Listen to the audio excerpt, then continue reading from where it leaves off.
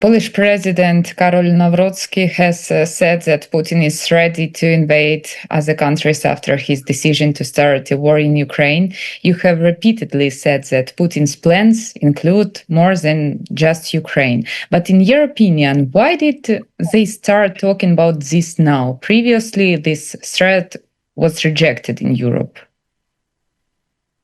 Well, Europe changed. Since 22, Europe changed. And it took some time, we have to say.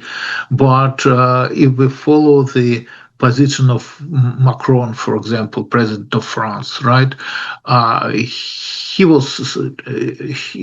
This position was changed, with the course of the war quite dramatically. And now he is one of the strongest supporters of Ukraine and one of the strongest, political leaders in Europe who is trying to oppose Russian aggression, right? So Europe changed. Ironically, after January of 21, when Trump became president, Trump's position didn't change. Putin's position didn't change.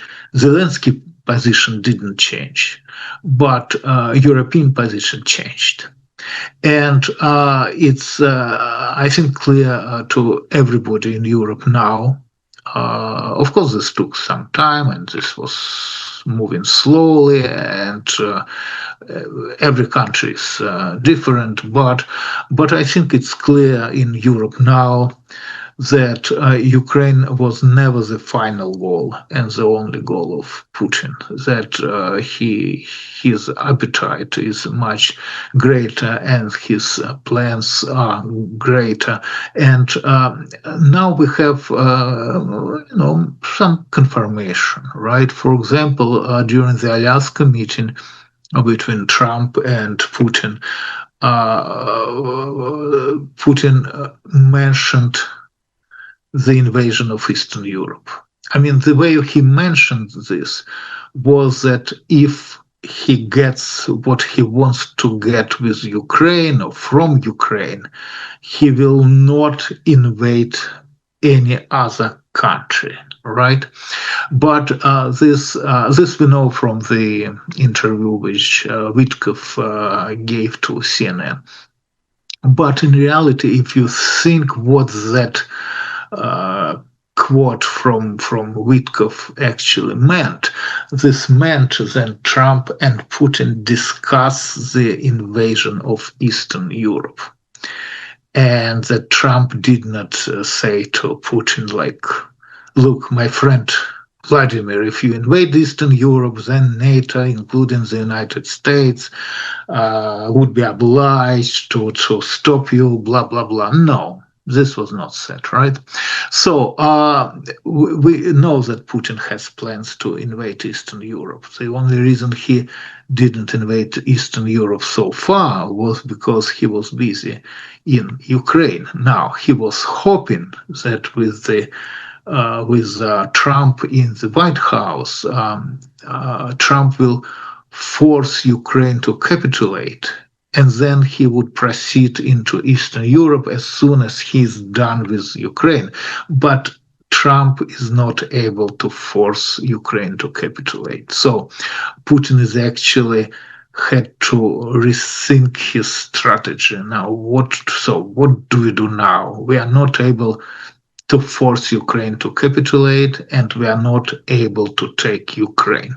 What do we do? And I'm afraid that it's very possible. It's risky. This is a second front, which is,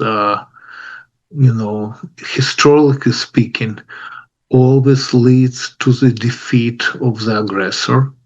But it's very possible that from Putin's point of view, they have no choice, since they're not able to take Ukraine, and since they're not able to force Ukraine to capitulate, then it might be that the opening of the second front, and if you look at the map, it's very simple.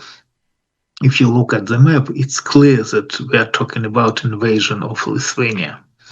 That the opening of the second front is the only option. I mean, we of course could fantasize that Russia will invade not just Lithuania but also Poland. But somehow I do not think that they will be so stupid that they will make this kind of mistake. So I think they would try to limit itself with invasion of Lithuania, so everybody in Europe would think that, well, maybe they're just planning now to take Lithuania and nothing else.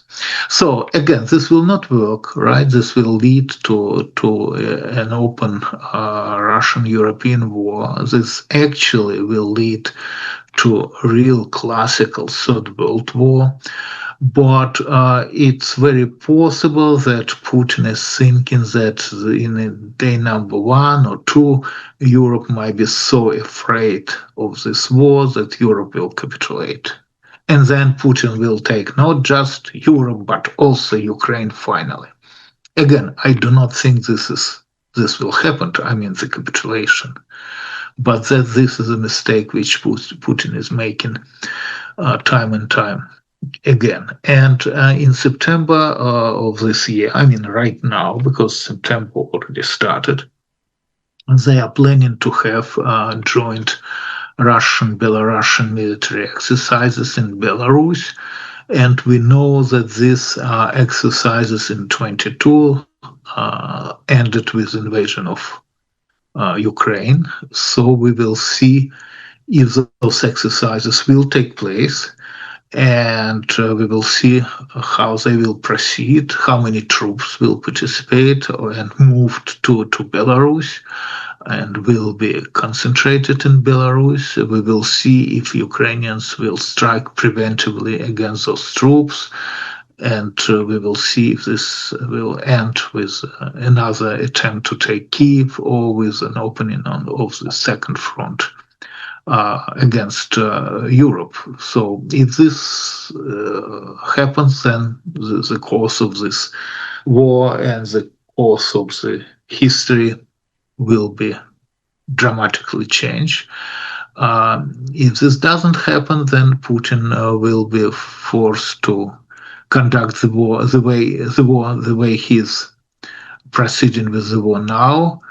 And then again, I hope Ukrainians will collect enough long-range missiles to strike against Moscow.